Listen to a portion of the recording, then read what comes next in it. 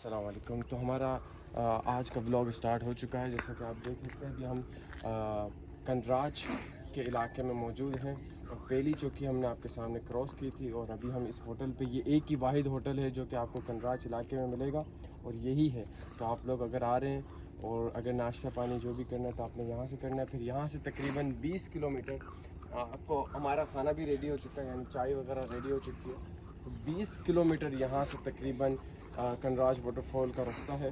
तो हम यहाँ से अब नाश्ता करके हम यहाँ से रवाना होंगे। अब बस नाश्ते का शॉट ले ले रहे हैं ना, बस बहुत है।